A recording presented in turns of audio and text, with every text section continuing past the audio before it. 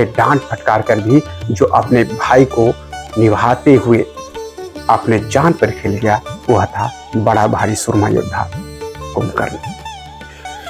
नमस्कार, रामायण अनकही अनसुनी में फिर से आपका बहुत स्वागत है। आप देख रहे हैं रामायण अनकही अनसुनी। आपने अभी तक जो आपने टीवी पर देखा होगा, जो आपने वीडियोज में देखा होगा, जो आपने सुना होगा, उससे कुछ अलग चीज हम आपके समक्ष ला करके रख रहे हैं। यह पात्र है कुंभकर्ण। कुंभकर्ण का 26वां पात्र मैं आपके सामने रख रहा हूँ। उसी में यह एपिसोड चल रहा है। इसमें अभी लक्ष्मण को मेघनाथ ने एक बाण मारा है, शक्ति बाण नहीं, सर्प बाण मारा है, जिससे लक्ष्मण मूर्छित अवस्था में है और राम विलाप कर रहे हैं। और राम आगे क्या कह रहे हैं, वीडियो शुरू करने से पहले आपसे अनुरोध है कि आपका ही चैनल है, इसे लाइक कीजिए, सब्सक्राइब कीजिए, शेयर कीजिए और इस इंफॉर्मेटिव वीडियो को लोगों तक और पहुंचाने का कष्ट कीजिए। चलिए शुरू करते हैं इस वीडियो को। राम कहने लगे, मुझे बहुत अफसोस है कि मैं विभीषण को लंका का राजा नहीं बना पाया। सुग्रीव से कहते हैं, सुग्रीव, तुम इस पांडव सेना को लेकर के अपने किष्किंधा वापस चले जाओ। अब यहाँ पर रहने से कोई फायदा नहीं है। जब लक्ष्मण ही हमारे साथ नहीं है तो हम किसके लिए युद्ध लड़े और किसके लिए हम क्या करें।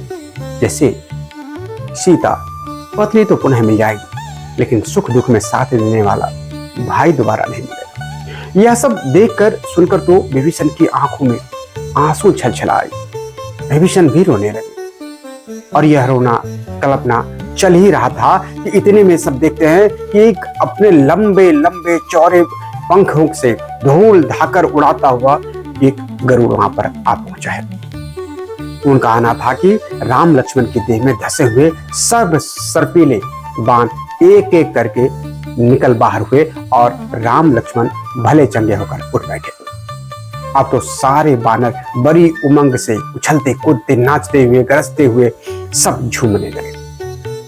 जब रावण के कानों में भनक पड़ी कि राम लक्ष्मण सर्पीले बाणों के फंदे से भी छूट निकले हैं, तब उसने बारी बारी से अपने बड़े बड़े लड़ाके सरदार लड़ाइयों के लिए भेज दिया कि जाओ अब तुम लड़ो। और वे किस खेत की मूली थे, राम के बाणों के आगे भला कब तक टिकने वाले थे।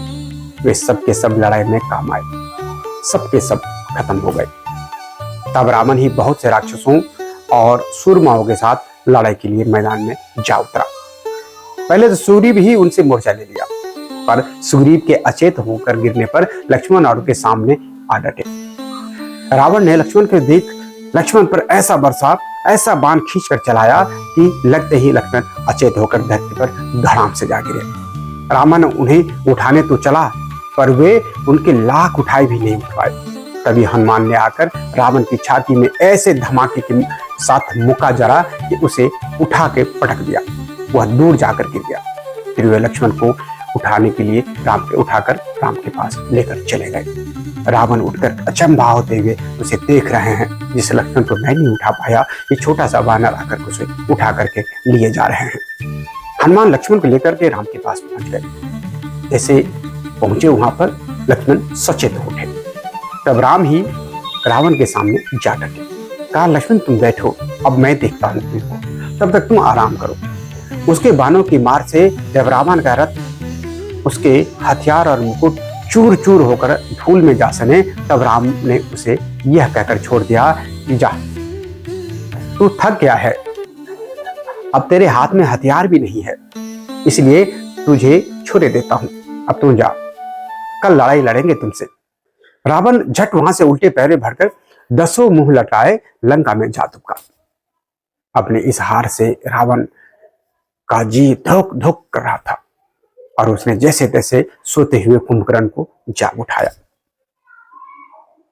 जागते ही कुंभकर्ण ने न जाने कितने तगड़े मोटे ठाड़े भैंसे उठाकर चबा लिए और डकार लेकर न जाने कितने बड़े बड़े मटके दारू के गटक गए।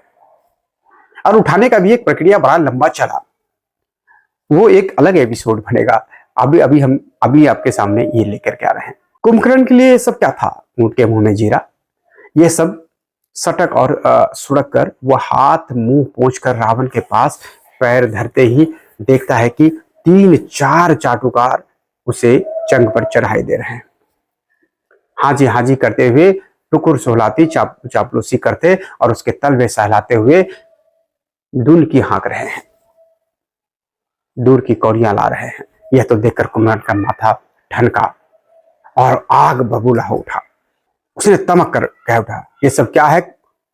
ये सब क्यों कर रहे हैं? काठ के उल्लू जो तुम्हें उसकाए और भड़काए दे रहे हैं, लो चप्पू कर रहे हो, 13-22 बतिया रहे हो। ये सब चपर कांतिये एक ही तराजू की चट्टी है, ये तुम्हें कहीं का न छोड़ेंगे। ये सब के सब भड़भड़िए हैं, इनको ना मुंह लगना चाहिए न सिर चढ़ाना चाहिए। ये सब गरजने वाले बादल है, बरसने वाले नहीं। ये सब तो घर के नहर है, लड़ाई के खेत में उतरना पड़ जाए तो सारी की छकड़ी हवा हो जाए, आटे दाल का भाव जान जाए और इसकी नानी याद आने लगी। इतना ही नहीं, बैरी के मुंह की झांकी पाते ही ये सब झाई खाकर गिरते पड़ते उल्टे पांव भाग खड़े हो जाएंगे। कुंभकर्ण रावण के पास बैठे थे और न जाने और क्या क्या कह बैठे। चापलूसों को न जाने क्या क्या अलट पलट कह गया, पर अब तो पत्थर के तले रावण की उंगलियां फंसी थी। कुंभकर्ण का जवाब ही तो नहीं दे सकता था। दुधारू गाय की 2 लातें सहनी ही पड़ती है। रावण जानता था कुंभकर्ण ही एक ऐसा मेरा हथियार है जो राम के सेना को नाश कर सकता है, इसलिए इनकी सभी बातों को सिरोधार्य कर रहा था। इसलिए सब सुनकर भी रावण गिड़गिड़ाकर उनसे कहने लगा कि इस बिगड़ी को बनाने वाला कोई है तो तुम ही हो कुंभकर्ण। तुम ही उनसे लोहा ले सकते हो और उन्हें यहां से सरगा सकते हो, फटका सकते हो, झुका सकते हो। तुमसे अलावा इस काम को और कोई नहीं कर सकता। फिर भी पहले तो कुंभकर्ण ने रावण को बहुत लताड़ा और धिक्कारा, पर फिर उसे दिलासा दिया कि तुम काम तो बहुत ही लीचरपन का किए हो, बहुत ही लीचरपन के काम कर बैठे हो, पर मैं तुम्हें इस दलदल से खींच निकालने के लिए जाकर अभी मैं राम की सेना को निपटा के आता हूं। और राम की सेना में जितने भी अपने आप को बहुत 30 मार खा समझ रहे हैं, तोप समझ रहे हैं, सबको लपेट कर आता हूं, सबको ढेर करके आता हूं। अपने को बड़ा लड़ते हुए, अपने लंबे लंबे डग भरते हुए लंका का परकोटा लांघकर जैसे ही बानर की सेना के आगे आ खड़ा हुआ कि उनका बादलों से बात करने वाला सिर, उनकी लंबी चौड़ी देह और उनका पहाड़ की तरह खोह जैसे खुला हुआ जबड़ा देखकर तो बानरों के छक्के छूट गए और सब चिल्लाते हुए पुकारते हुए उल्टे पांव इधर उधर भाग खड़े हुए।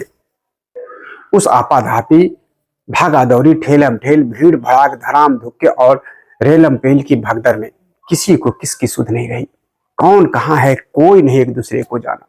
हड़कंप मच गया पूरे राम सेना में। विभीषण ने राम को तभी बता दिया था कि यह रावण का भाई कुंभकर्ण है। कुंभकर्ण को अकेले लड़ने जाते देख महोदर ने उनसे कहा, आप अकेले लड़ने जाकर के कोई समझदारी नहीं कर रहे हैं। अभी हम 5 राक्षस उनसे मोर्चा लेने जा रहे हैं। हम काम आ गए तब तो कोई बात नहीं, और बचे रहे तो अपनी देह पर राम का नाम खुदे हुए बाण चुप होकर आकर बता देंगे कि हमने सबको रगेत मारा है।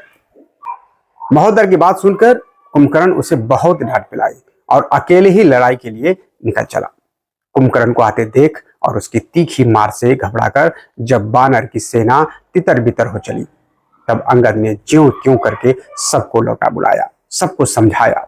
जब राम ने देखा कि कुंभकर्ण बानर की सारी सेना को समेटे डाल रहे हैं, सबको मारे जा रहे हैं, सबको लपेटे जा रहे हैं, तब राम अपना धनुष बाण लेकर उनसे आगे आ डटे। फिर तो दोनों ही बड़ी घमासान लड़ाई छिड़ गई। दोनों में परम घमासान लड़ाई छिड़ गई, पर राम तो राम थे। उन्होंने पहले तो उनके दोनों हाथ काट गिराए, फिर पैर काट डाले और एक बाण से उसका सिर भी छील गिराया। रावण की काली करनी को बुरा बताकर भी और उसे डांट फटकार कर भी जो अपने भाई को निभाते हुए अपने जान पर खिल गया, वह था बड़ा भारी सुरमा योद्धा कुंभकर्ण। तो आपने देखा इस एपिसोड में कि कुंभकर्ण क्या था। कुंभकर्ण सब जानता था, कितने भी चमचेगिरी चपलूसी सब कुछ किया रावण ने, सब जानते हुए भी भाई का साथ दिए वो जान रहे थे कि भाई अधर्मी है, भाई ने गलत किया, राम से हम बच नहीं पाएंगे, लेकिन फिर भी अपने जान पर खेल करके भाई का मान रखने का काम किया। यही था बड़ा भारी सुरमा कुंभकर्ण। आशा करता हूं कि हमारी ये वीडियो आपको अच्छा लगा होगा। हमारे तो चैनल को लाइक कीजिए, सब्सक्राइब कीजिए, शेयर कीजिए, कमेंट्स के माध्यम से बताएं कि आपको हमारे वीडियो कैसा लग रहा है। बहुत बहुत धन्यवाद। जय सिया राम।